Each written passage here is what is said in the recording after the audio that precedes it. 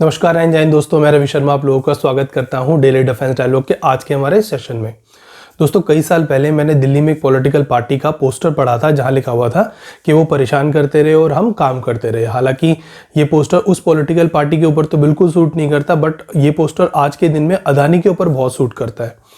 बहुत सारी political parties ने, बहुत सारे राजनेताओं ने अदानी ग्रुप को लेकर के क्या कुछ नहीं कहा, लुटेरा, चोर और पता नहीं किस किस तरह की गालियां उसको दी।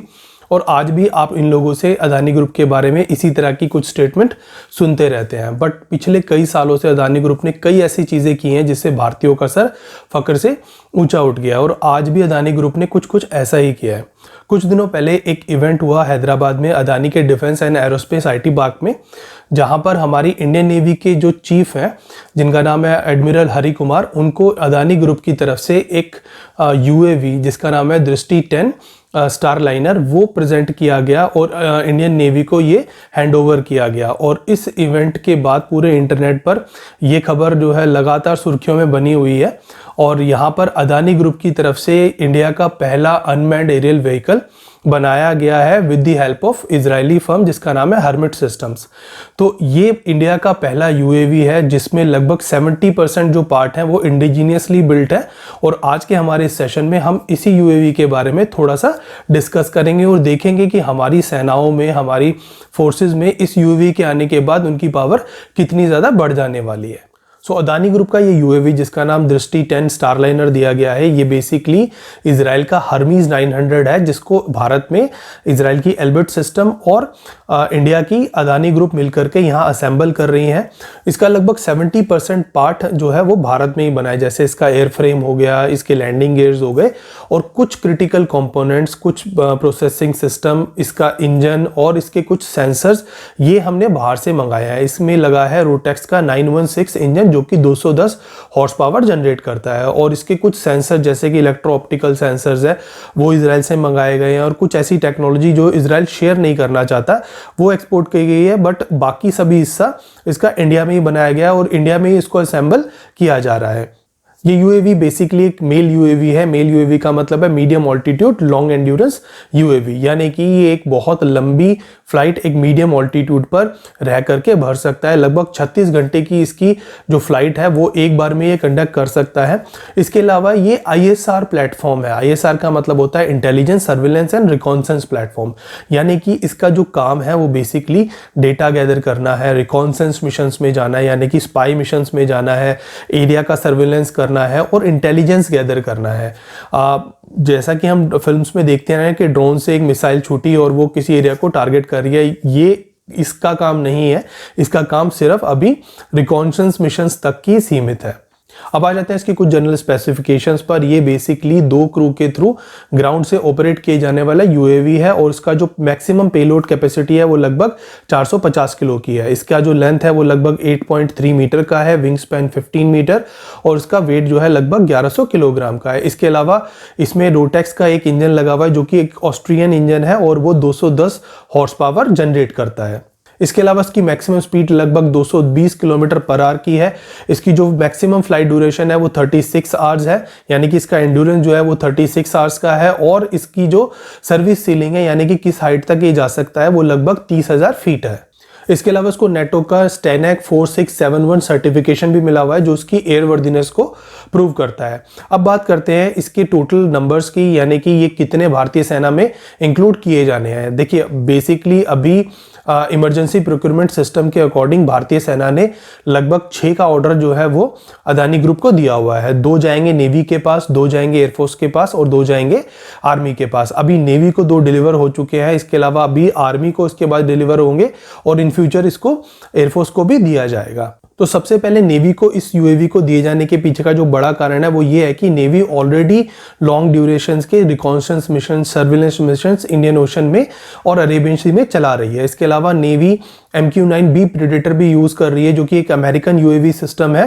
तो नेवी जब इन दोनों सिस्टम्स को यूज करेगी तो नेवी इनकी कैपेबिलिटीज, इनकी लिमिटेशंस जो है वो सब पता कर सकती है। और हम कह सकते हैं कि ये ड्रोन जितना ज्यादा यूज किया जाएगा, आने वाले जो सिस्टम्स हैं, आने वाले जो नए ड्रोन्स हैं, हम उसके अंदर अपनी रिक्वायरमेंट के हिसाब से, इन डेटास के हिसाब से हम चेंज कर सकते हैं।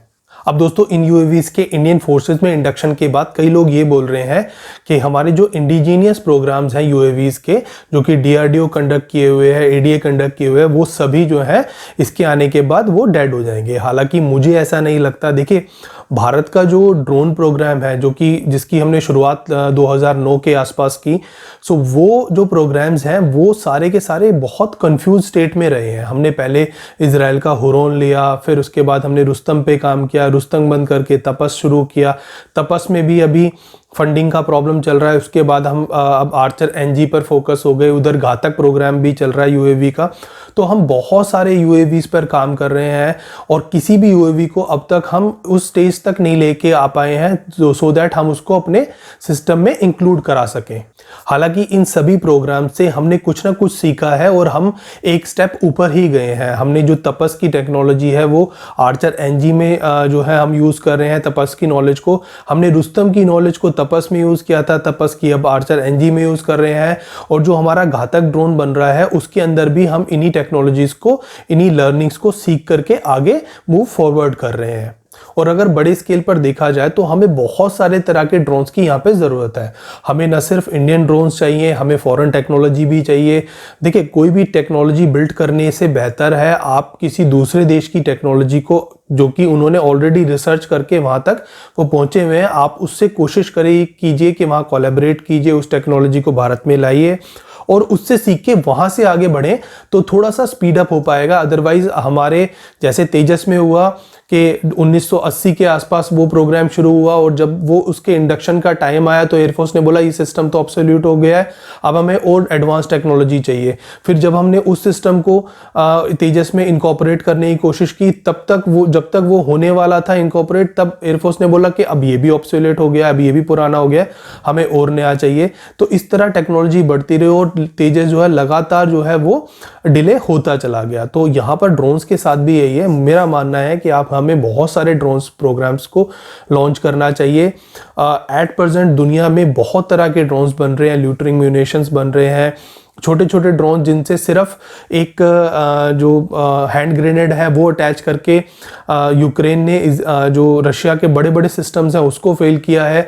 छोटे छोटे ड्रोन्स जैसे कि शाहिद-1 ईरान का है, वो तो आजकल दुनिया में इतना ज़्यादा फेमस हो गया है। वो कामिकाज़े ड्रोन है जो कि किसी भी सिस्टम को तबाह कर सकता है। यूक्रेन ने अपने छोटे ड्रोन्स के थ्रू रशिया के बड़े बड़े शिप्स को टारगेट किया है। तो ड्रोन हमें बहुत तरह के चाहिए। हमें एक छोटा, एक इंस्टेक्ट के छोटे जितना, एक मच्छर जितना ड्रोन भी चाहिए और हमें एक फुटबॉल साइज का बड़ा ड्रोन भी चाहिए। तो हमें बहुत सारे तरह के ड्रोन्स के प्रोग्राम्स को यहाँ पर हमने जो स्टार्ट किया हुआ है उनसे हम कुछ ना कुछ यहाँ पे सीख ही रहे हैं।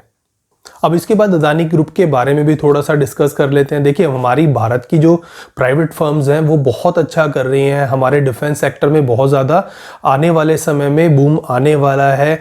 आप स्टॉक मार्केट में ये चीज़ देख सकते हैं कि HAL का जो शेयर्स हैं वो किस तरह हर रोज़ न्यू हाई बना रहे हैं। जितनी भी डिफेंस रिलेटेड कंपनी है, मजगांव डॉक हुआ जो कि शिप्स बनाती है, बहुत सारी इस तरह की कंपनीज़ हैं जो कि पिछले कुछ सालों में इंडियन स्टॉक मार्केट में लिस्ट हुई हैं, जो डिफेंस बैकग्राउंड से रिलेट करती हैं। वो सभी जो है वो ऑल टाइम हाई पे चल रही हैं और उनकी ऑर्डर बुक भी बहुत सारी है, बहुत लंबी ऑर्डर बुक्स हैं। यानी कि हमारे आने वाले टाइम में हमारे भारत के अंदर बहुत सारे तरह के हथियार बनाए जाने हैं। हमें ज़रूरत है हमारी जितनी भी फर्म्स हैं वो भारत में इन सेक्टर्स को ज्वाइन करें। हमारी कुछ प्रोमिनेंट फर्म्स हैं जो कि बहुत पुराने टाइम से हथियार बनाती आई हैं, बट फिर भी उनकी जो सप्लाईज है वो इंडियन आर्मी को नहीं है। जैसे कि टाटा है, टाटा सिर्फ ट्रक्स जो है इंडियन आर्मी को देती थी। अब टाटाज ने अपना जो बेस है वो थोड़ा सा बढ़ाया है। इसके अलावा जो हमारी भारत डायनामिक्स है और हमारी बहुत सारी छोटी छोटी फर्म्स हैं, गोदरेज हमारी फर्म है जो कि बहुत सारे सिस्टम्स बनाती है। फ्रेंच आर्मी के लिए वो बहुत सारी इस तरह के सिस्टम्स बनाती है, हालांकि इंडियन आर्मी के लिए नहीं बनाती। महिंद्रा एंड महिंद्रा है, बहुत सारी फर्म्स हैं जो कि डिफेंस से रिलेटेड है। सो अदानी ग्रुप यहाँ पर बहुत सारी तरह के जो इक्विपमेंट है और बहुत सारी तरह के जो सिस्टम्स हैं वो यहाँ पर बना रहा है, जिसमें स्मॉल आर्म्स भी जो है वो इंक्लूडेड है। अब अगर अदानी ग्रुप के स्मॉल आर्म्स की बात की जाए तो अदानी ग्रुप यहाँ पर sniper rifles, pistols, machine guns और अदानी ग्रुप की जो लाइट मशीन गन्स है वो दुनिया की पहली ऐसी मशीन गन है जो कि सेमी ऑटोमेटेड मोड में आती है। इसके अलावा Adani group counter drone system पर भी काम कर रहा है जो कि सिविलियन एंड सिविल दोनों पर्पसेस में यूज किए जाने वाले हैं। According to the website of the Adani, ये जो सिस्टम यहाँ पर जिस पर भी ये काम कर रहे हैं अभी, वो 360 डिग्री कवरेज प्रोवाइड करता है और 100 टारगेट्स को एक साथ ट्रेस कर सकता है। इसके अलावा जो स्वार्म ड्रोन्स हैं आते हैं, छोटे छोटे ड्रोन्स होते हैं, उन सबको भी टारगेट कर सकता है और उनके जो सिस्टम्स हैं उनको जैम कर सकता है। इसके अलावा अदानी ग्रुप ने एयरक्राफ्ट मेंटेनेंस सिस्टम के ऊपर भी काफी ज्यादा इन्वेस्ट किया हुआ है। वो भारत में MRO सर्विस यानी कि मेंटेनेंस, रिपेयर एंड ओवरहोलिंग, जो कि एयरक्राफ्ट के पूरा का पूरा एक कह सकते हैं कि एयरक्राफ्ट का गैराज सिस्टम होता है। तो एयरक्राफ्ट का गैराज है जहां पर एयरक्राफ्ट की पूरी सर्विस की जाती है। वो सर्विस भारत में कई सारे एयरपोर्ट्स पर उन्होंने स्टैब्लिश की है जो कि मिलिट्री और सिविल दोनों तरह के एयरक्राफ्ट्स को कैटर करने के लिए बनाई गई है।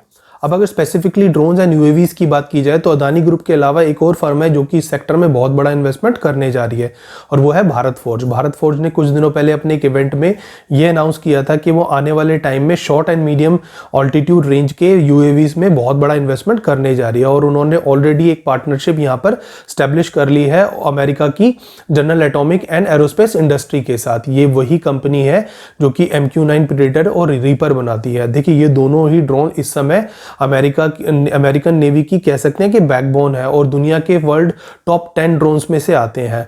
तो अगर ये फर्म भारत फोर्ज इस अमेरिकन फर्म के साथ इस टेक्नोलॉजिकल पार्टनरशिप में आती है तो हो सकता है कुछ सालों बाद इंडिया का जो UAV प्रोग्राम है उसके अंदर इस टेक्नोलॉजी को हम इंक्लूड करें और इस तरह के ड्रोन्स हमारी फोर्सेज में भारत में ही बनाए जाने लगे। तो ये इंडिया के लिए और इंडिया के जो फ्यूचर प्लान्स हैं UAVs को लेकर के, उसके लिए एक बहुत बड़ा बूस्ट होने जा रहा है। सो इस तरह से बहुत सारे फर्म्स, बहुत सारे स्टार्टअप्स जो है हमारे डिफेंस सेक्टर को कंट्रीब्यूट कर रहे हैं, बहुत सारे टेक्नोलॉजिकल इनोवेशंस हो रहे हैं, कई सारे कोलैबोरेशंस हो रहे हैं। तो इन शॉर्ट हम ये कह सकते हैं कि हमारी डिफेंस टेक्नोलॉजीज का और हमारी UAV टेक्नोलॉजीज का जो फ्यूचर है आने वाला वो काफ़ी ज़्यादा ब्राइट है। सो आज के हमारे इस सेशन को हम यहीं एंड कर रहे हैं। कल आपसे फिर मिलेंगे इसी तरह के एक इंटरेस्टिंग टॉपिक के साथ। ये वीडियो आपको कैसा लगा हमें कमेंट बॉक्स में लिख करके ज़रूर बताइएगा। अच्छा लगा तो इसको लाइक कीजिए, हमारे चैनल को सब्सक्राइब कीजिए और तब तक के लिए जय हिंद।